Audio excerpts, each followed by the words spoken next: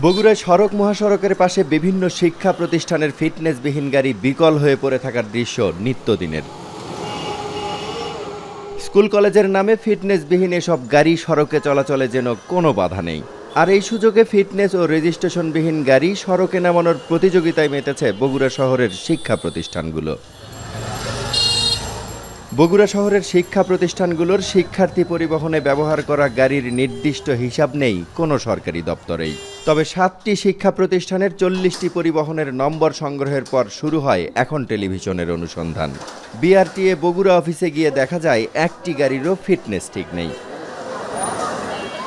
বগুড়া শহরের নামকরা শিক্ষা প্রতিষ্ঠান BIAM model school and college.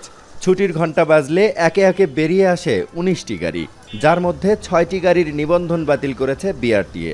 5টি গাড়ির কোনো তথ্য নেই বিআরটিএর সার্ভারে। বাকি 8টি গাড়ি ফিটনেস হারিয়েছে অনেক আগেই। ঝুঁকি নিয়ে শিক্ষার্থী পরিবহন করা হলেও এসব বিষয়ে কিছুই জানেন না দাবি করেন প্রতিষ্ঠানটির প্রধান।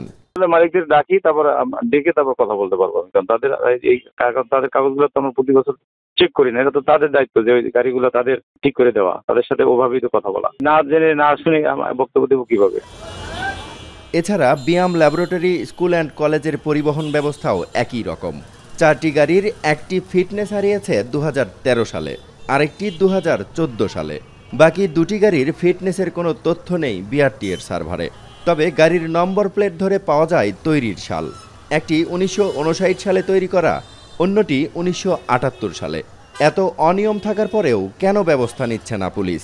প্রত্যেকটি বাসের ফিটনেস বা ট্যাক্স টোকেন গভর্নমেন্টকে পে করা হচ্ছে কিনা, ফিটনেস টাকা পে করা হচ্ছে কিনা তাদেরকে দেখা উচিত।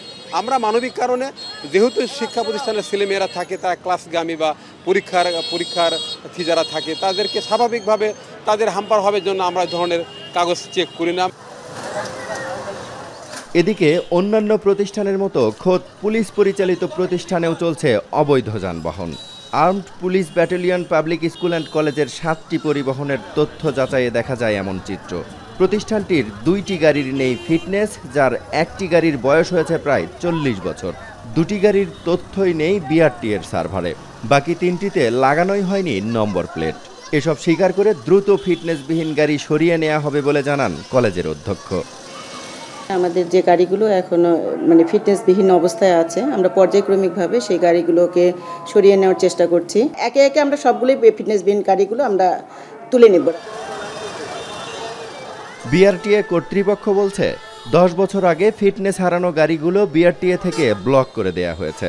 সড়কে চলাচল বন্ধে দ্রুত ব্যবস্থা নেওয়ার আশ্বাস এই কর্মকর্তার। আনফিট গাড়ি এবং অবৈধ যে যানবাহন আছে এগুলির বিরুদ্ধে আমাদের মোবাইল কোর্ট অব্যাহত আছে। অভিযোগটা আমরা গ্রহণ করলাম। আমি এ ব্যাপারে এডিএম স্যারের সাথে প্রয়োজন বোধে ডিসি মহোদয়ের সাথে এই ব্যাপারে কথা বলে আমরা এটি দ্রুত পদক্ষেপ নিই। বগুড়া শহরের স্কুল কলেজগুলোতে শিক্ষার্থী আনা নেওয়ার জন্য যে পরিবহনগুলো ব্যবহার করা হয়ে থাকে, এই পরিবহনগুলো নির্দিষ্ট সময় পরপর ফিটনেস পরীক্ষার জন্য বিআরটিএ কার্যালয়ে আনার কথা থাকলেও যুগের পর যুগ কেটে যাচ্ছে, কিন্তু ফিটনেস পরীক্ষার জন্য আনা হচ্ছে না বিআরটিএ কার্যালয়ে। ফিটনেসবিহীনভাবেই চলছে সড়ক মহাসড়কে। আইন শৃঙ্খলা বাহিনীও আইন প্রয়োগ করছে না মানবিক কারণে। ফলে ঝুঁকি বাড়ছে শিক্ষার্থী আনা নেওয়ায়। শিক্ষার্থী অভিভাবকদের দাবি এসব সমস্যার সমাধান করে নিরাপদ করা হোক স্কুল কলেজে যাতায়াত। রাজীব সেলিম, এখন, Bogura. Colour expert, George sap এবং মাইল্ড অন হ্যান্ডস টেকনোলজি সমৃদ্ধ অরিক্স ক্রিস্টাল ওয়াশ আপনার লন্ড্রি এক্সপার্ট।